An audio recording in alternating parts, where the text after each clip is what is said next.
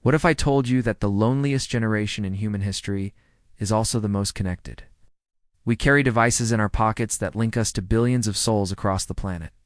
Yet we've never felt more isolated, more fragmented, more like we're slowly disappearing into something we can't name. Welcome to Symbolism Decoded, where today we're going to explore something terrifying. The slow death of what makes us human. Here's the uncomfortable truth. Your ancestors evolved over hundreds of thousands of years to read faces in firelight, to find meaning in stories told under stars, to measure their worth through the eyes of people who actually knew them. And then in less than 2 decades, we compressed all of that into ones and zeros. We took the intricate, messy, beautiful chaos of human connection and turned it into a notification, a like, a metric. We digitized the soul, and we didn't even notice we were doing it. Think about Plato's cave for a moment. Prisoners chained since birth, watching shadows flicker on stone walls, convinced those shadows are reality. Plato used this to show us how easily we mistake illusion for truth, but he never imagined we'd build our own cave. A cave that fits in our hands, one that learns our fears, our desires, our secrets, one that shows us not random shadows, but shadows specifically designed to keep us chained. Every morning you wake up and reach for your phone before your feet touch the ground, before you've taken a conscious breath. Why? Because something inside you has been quietly rewired. The algorithms know that the first thought of your day is the most valuable real estate in human consciousness, and they've claimed it.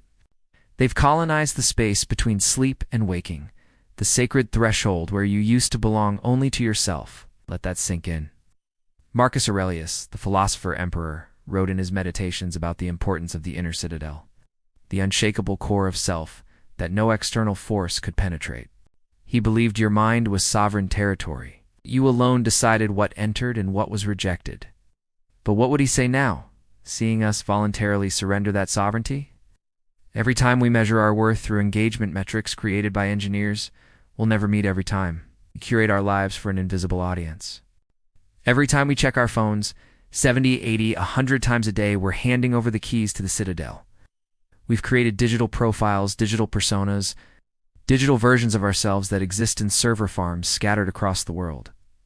And here's the thing that should terrify you. These digital shadows are becoming more real to us than our actual flesh and blood existence. You'll spend 30 minutes crafting the perfect caption for a photo that took 3 seconds to snap. You'll refresh a screen 40 times, waiting to see if strangers validated your thoughts. You'll feel genuine pain, actual cortisol flooding your system, because someone you've never met disagreed with you in a comment section. The bio-digital merge isn't coming. It's already here. And most of us sleepwalked right into it. But technology itself isn't the enemy. The Stoics would tell you that events are neutral. It's our judgments about them that create suffering or freedom.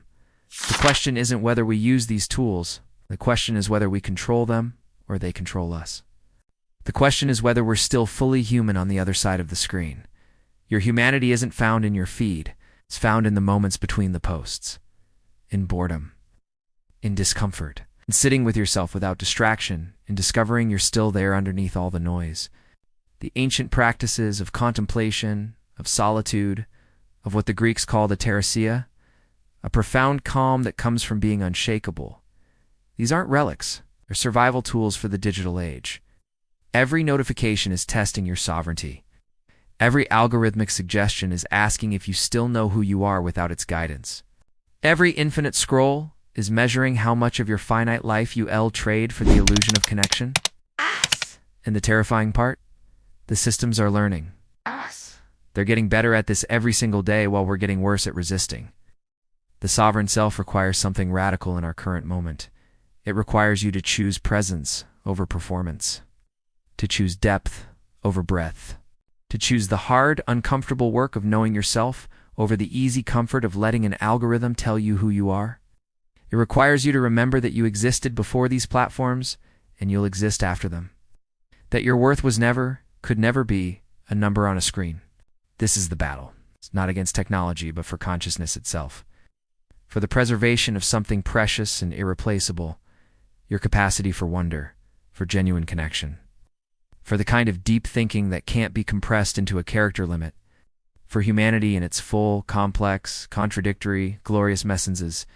So here at Symbolism Decoded, we're asking you to do something difficult. To pause, to question, to reclaim what was always yours. And I'll leave you with two questions. First, if you had to spend 72 hours completely disconnected, no phone, no internet, no screens, who would you discover yourself to be? And second, what part of your humanity are you willing to fight for, even if it means standing alone against the algorithmic tide?